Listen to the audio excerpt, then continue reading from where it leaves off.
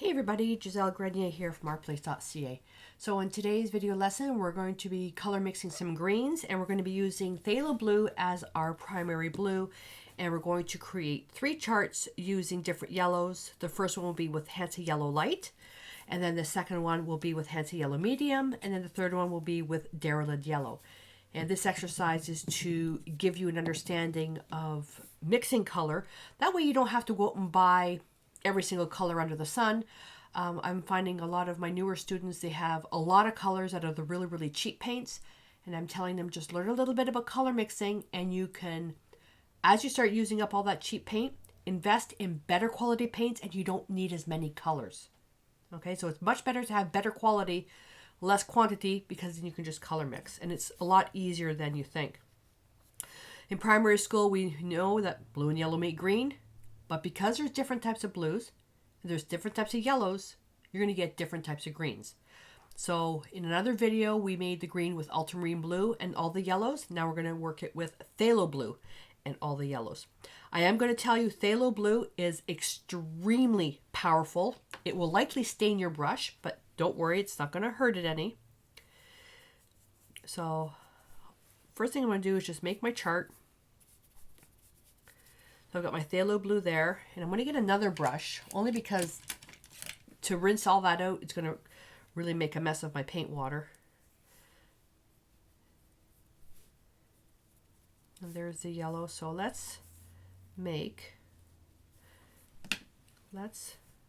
you only need a little bit. Typically I would say, well, do an equal mixture. You don't need an equal mixture because it's so strong. See? It is so strong. It makes a very intense green.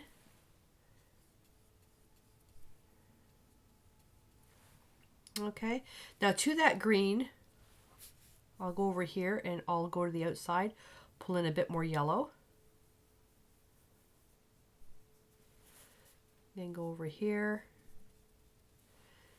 pull in a little bit more yellow. Just so you can see the range of where it goes. And pull in a bit more yellow. You can see my brush is just fully saturated with paint. That's fine, because I'm going to use it for other stuff too.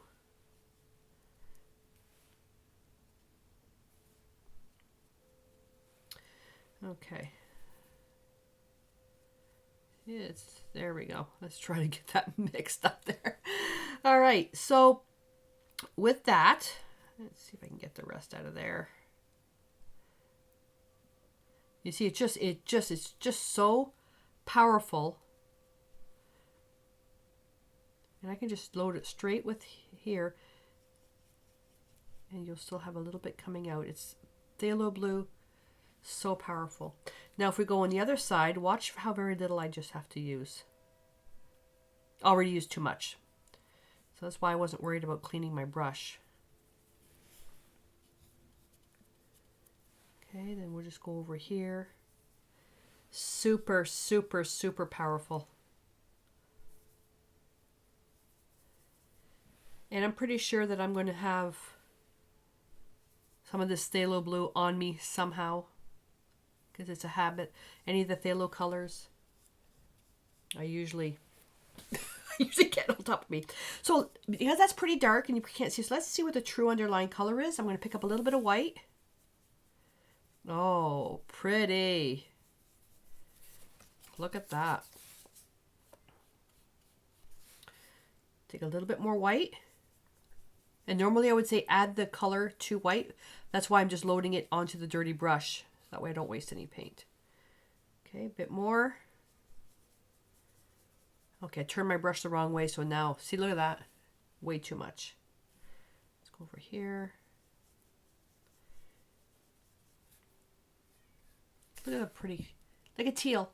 And I'm already looking at, I see Americana paint colors that are this color. So the Americana paint colors are great for base coating and that. When you're doing some painting landscapes and portraits and stuff like that, just get your base colors and you can color mix all you want. All right, so that takes care of that. And I'm going to wipe out my brush and I'm going to do a quick rinse. So now what we need to do is let's cut down the intensity of that green. Okay, so let's cut down the intensity of that green. And what we're going to do, let's go over here. So we made our green, and you're going to use whatever green you have. I'm just giving you ideas of what's out there. You're going to take a speck of red. Okay, so let's take some red, mix that in there. And what red will do is it will neutralize the color.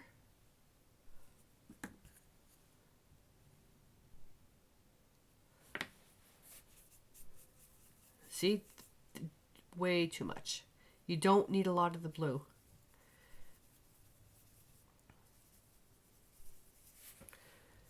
So the red neutralizes the green because it's its complement. Oh, chaos is here.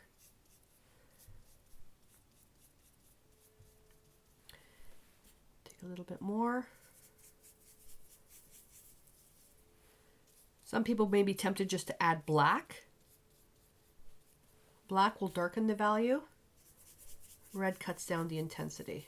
And eventually it becomes all red, depending on how far you go. And let's do a little bit more. Can you see all the paint colors here? You got some rust here starting to build up now.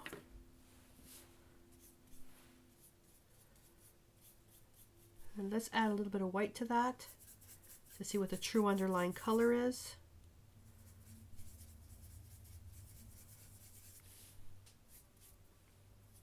You know that. See how neutral it is? You wouldn't know you'd get that from that just by adding a complement. Okay, let's rinse that brush. So now what I'm going to do is, I could probably just make it right out of here. Let me pull a little bit more yellow in here and bring that right in with some of the green. And of course, again, too much. Now we're going to put that over here. Now we're going to work with black. So let's just take a speck of black.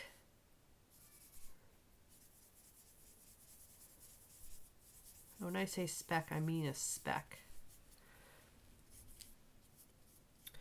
Black doesn't necessarily change the hue. This actually changed the hue, made a new color, changed the intensity. Black just kind of dulls it down. It does, well, you can say it makes a new color. It just changes the value. And you got to be careful when you're using black. I'm using carbon black. You got to be careful when using black because it does end up kind of looking flat. I like using black when painting pure black when painting something. I need the black to be opaque. I like making a black with ultramarine blue and burnt sienna, but it ends up being semi-transparent. Okay, so let's see what the true underlying color is. Take some white.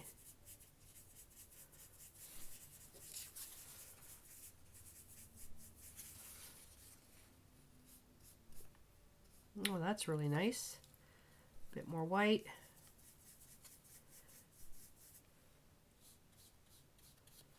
And a bit more white. I think that's about the same because I turned my brush.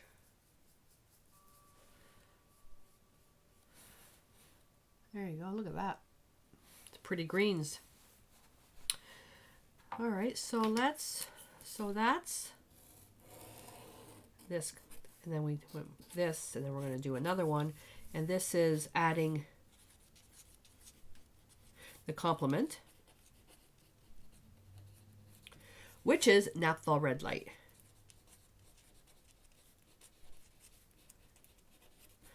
And because it's a professional paint, the pigment number is going to be on the back, which is PR9, and this is adding titanium white. Oh, you know what I didn't do? There we go. Forgot about that one. see the differences here. And then this is adding black, which is carbon black. You don't have to worry about making squares and all that stuff. You're going to have access to a template. Thank you, Joe, for making it for me. And this is PBK7. I have to be careful with the blast because there's different numbers. There's different numbers on them. And titanium white, you know, is titanium white. And then now what we're going to do is we're going to be adding white. And it's going to be titanium white. You use whatever you have, which is PW6. PW6 or PW4? PW6. And we don't need to do that. Especially with oils, there's a bunch of different whites that you can use. So because we're only making one more, I'm just going to go right in here and I'll put this brush in the water.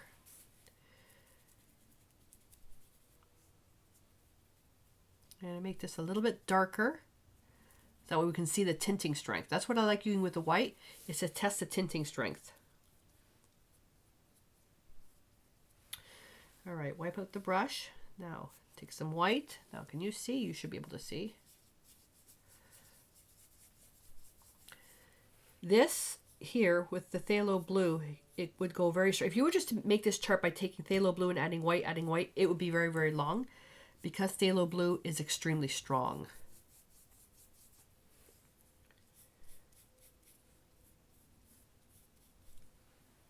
That's really pretty. And you can also replicate this by taking, let's say, the phthalo blue with more yellow, like way over here, and making this type of chart.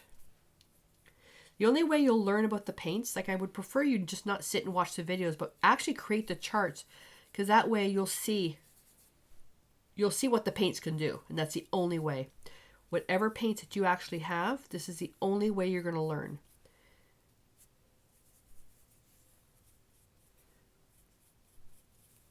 There we go. And doing everything in a journal obviously is more recommended. That way it's in one spot. So look at all this. So we took a phthalo blue, Hansa yellow light. We added a complement with Napthol red light. We lowered the value with carbon black.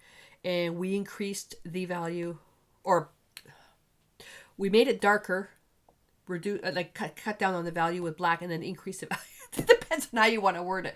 There's lower value, lighter value. There's all these different terms that you can use. But so with Napthol red light, carbon black, and titanium white. Okay, so there's your value scales, and then that's neutralizing the color. So now in the next video, I'm going to repeat the same exercise, but I'm going to be using Hansa yellow medium instead. So I've pre-written a lot of this stuff, and I put the colors down. Now I'm mixing up the green. Got the furnace on, so it's very cold outside, so this is starting to dry a little bit faster. That's why I went to the Traditions, because it is thicker and it doesn't dry as fast as the DecoArt Media Fluid Acrylics. So while we're here, I might as well add the colors in here. We're going to use the same base. I made enough paint. All right, so with that, first thing I'm going to do is I'm going to take that mix and add more yellow.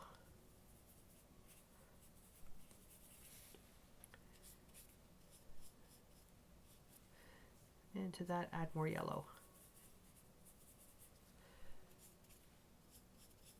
Well, in looking at this mixture is not as intense as using Hansa yellow light. Because Hansa yellow medium is a bit more on the warm side. So to this mix, I'm going to add a speck of blue. You can see it's the same. It doesn't have to go very far.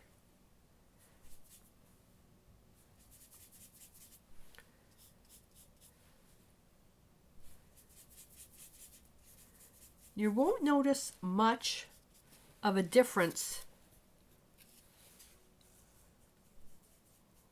when you're working just with the darks. It's when you add the white, that's when you really see the difference. More.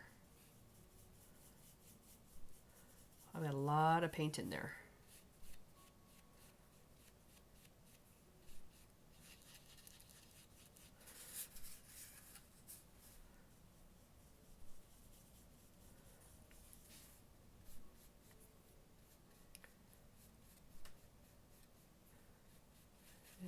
Try to mix that up. So that's the differences between that one, and that one. You're not going to get the, you know, the same, perfectly same value. We're not mixing with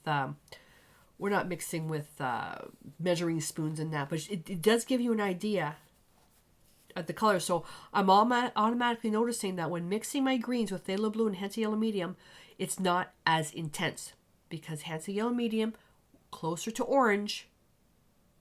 And if you look at your color wheel, you know that the blues are opposite of the color wheel to the oranges in this section right here. So it's going to be a little bit more neutral. What's going to be interesting is now when we do the white. So let's take our other brush here. Or not the white, the red. Speck of red. And we'll just do it right here.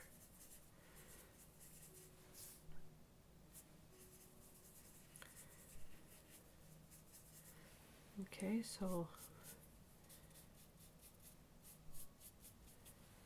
there, add a little bit more.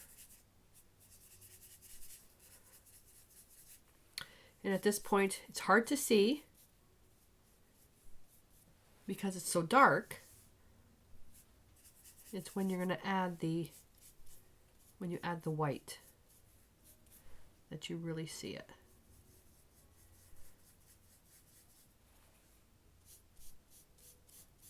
Look at that. That's an interesting color. That's interesting.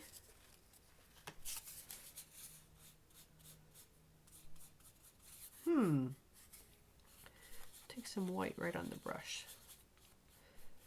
That looks like a creamy, this looks like a beach color. And I'm looking at this, I'm thinking that depending on how much white you put in, it almost looks like a raw umber with white. Interesting. Love that. Love that. Okay, so now we're going to take our mix and let's see, we'll go over here and we'll add a little bit of black.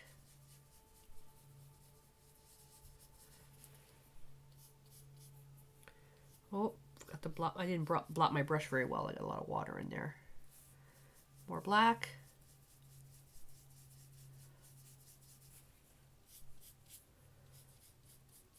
And then it gets to the point where it's so dark you can't see what the true underlying colors is. So we're going to add some white.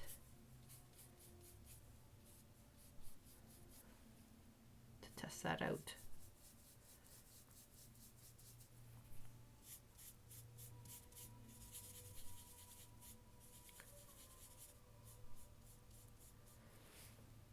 That's a much softer green.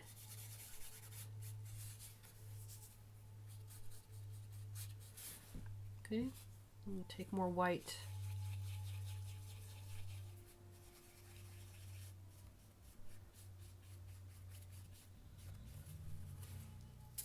See the difference? So the black really cuts it down. All right, now I'm going to take my, is this the brush I was using?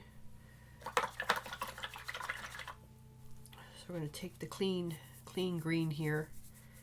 And we're going to add white to that.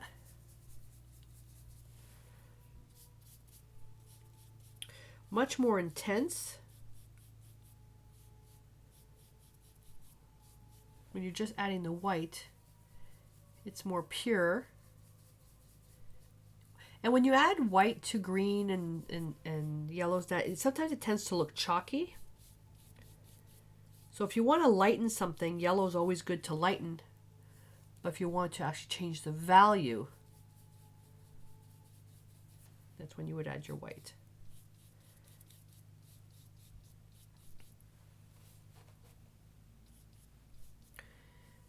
And then I'm going to take whatever's left over in my brush. There we go. So if I look at the charts here, you can see that dry. Yeah. See the difference? This is much more yellowy. I think Hansa Yellow Medium. And So this is a lot more greeny than this one. And that's because Phthalo blue opposite in the color wheel to the oranges and yellows, so Hansa yellow medium, even more of a complement in there. Very interesting to mix this. All right, so if I had to pick between these two, for landscape painting, I would probably, for landscape painting, I'm thinking I probably would use this because it's more neutral for my style. But for floral, for foliage, like for flowers and that, this one actually looks pretty good. But once we get to the Diarylide yellow, we'll be able to make a better decision as to which yellow we want to use. Okay, so I'm going to clean this up now. All right, so I already have my chart made up. Now, if you find that you're spending way too much time cleaning your brushes, feel free to use a palette knife. I can't use a, well, I have, and I shouldn't use a palette knife on my unstick mat because it damages it. Alrighty, so mixing, and you can see I had a lot of Diarylide yellow on here, and just a little bit of blue, and wow, the blue really overpowered that. And I'm looking at this and going, this looks at first glance to be a really nice green. I can't tell though because it's so dark, so what do? Let's add white to that. Wow, okay, that's really pretty. I'm liking that. It's a softer green. It's not so intense. So I'm going to take the white and just put that right here. Because I'm liking this. I am liking that. Wow, okay. So what are we going to do? So I added white to that, so I got to rinse my brush. So to this, now we'll take that mix and we'll add more yellow.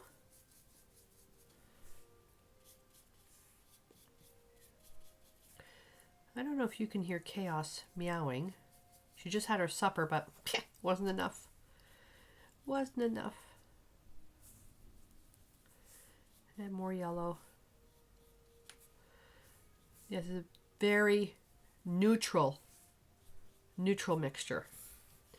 Okay, so now I'll just mix this right back in. And right over here, I'll just go with the blue.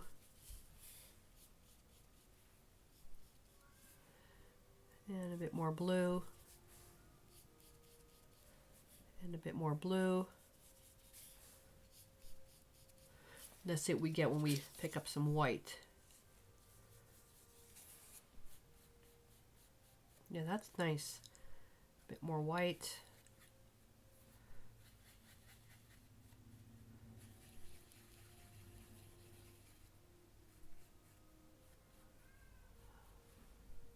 Yeah, that's nice. Quite the difference when it comes to looking at these ones.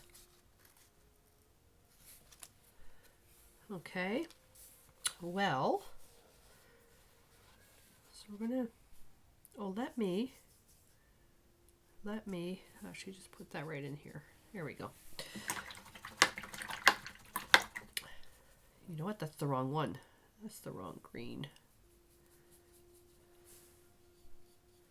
Here we go, almost the same. So now we're going to take this mixture and we're going to add the complement, and then we're going to add black, and then we're going to add white.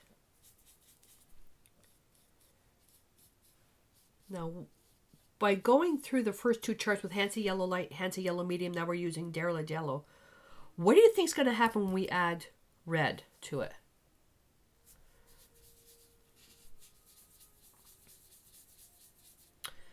Super duper overload. It really neutralized it fast. Super fast. Now if I just make up a little bit more.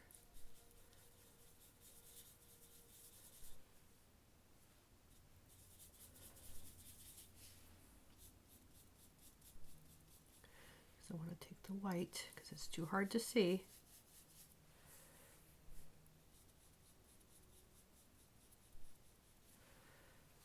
Okay, so we're going to take a little bit more red.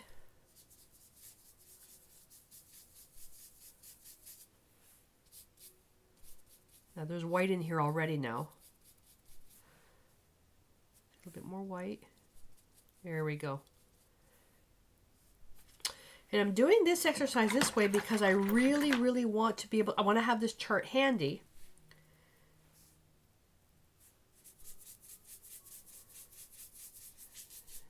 Because Diarylide yellow is something that I'm starting to use more and more and more.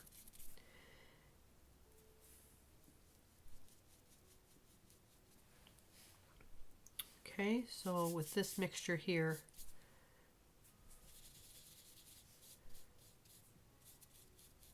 I'm finding a lot more uses for this.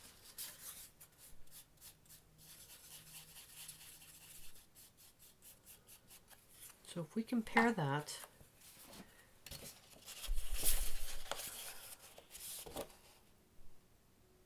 big difference. Closer, a little bit more there. And this one here is not enough white in that. Again, the mixtures are going to be different because of the ratio of the paint. And I am going very, very fast. But it gives you a really good idea what you can do. So now taking our mixture here, let's make a little bit more. This is our last chart, so I don't care if the paint gets contaminated. And I'm going to add, I'll go, oh, where I have no room left. I'll add black. And obviously, I added way too much black.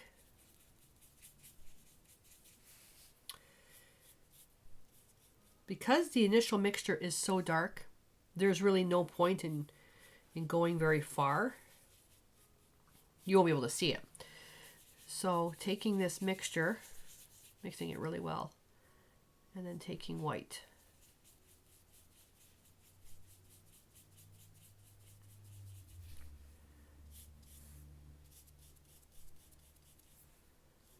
You can see the true underlying color. That's really nice. Take more white.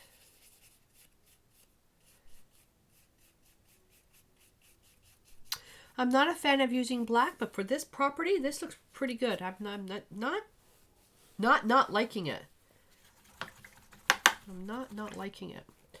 So I'm going to take that mixture now and let's go in with white.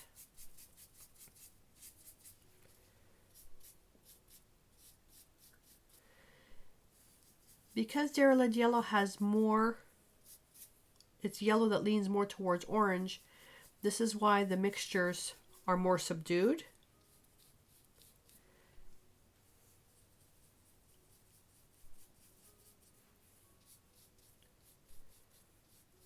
A lot softer.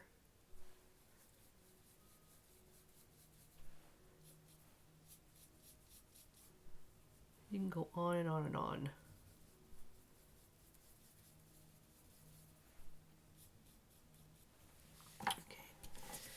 For this purpose here, adding white to the dark is fine, but normally when you're painting, you're going to take the dark and add it to the white so you don't waste so much. So if we look at the bottom colors,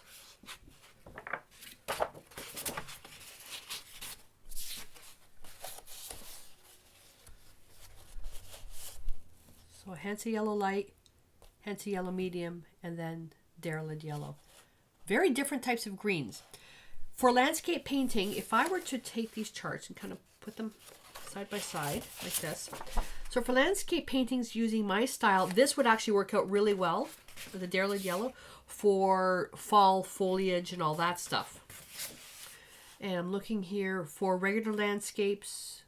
For plant foliage, the Hansa yellow light's nice.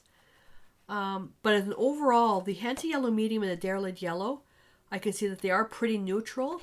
So if I had to pick two, I would pick Diarylide yellow and Hansa yellow light because they are so extreme to each other. So you have a yellow that's warmer and a yellow that's cooler. Cooler meaning Hansa yellow light leans more towards the green side of the spectrum. So you can get some really interesting mixes there. With the Hansa yellow medium, they're pretty close together, so there's really no point in having these two per se. You can if you want. There's no reason why you can't. But these are two nice ones. Now, Diarylide yellow, you think, well, yellow on the orange side. You can take yellow, add orange to make this. Yes, in theory, but you won't have as clean a color as this.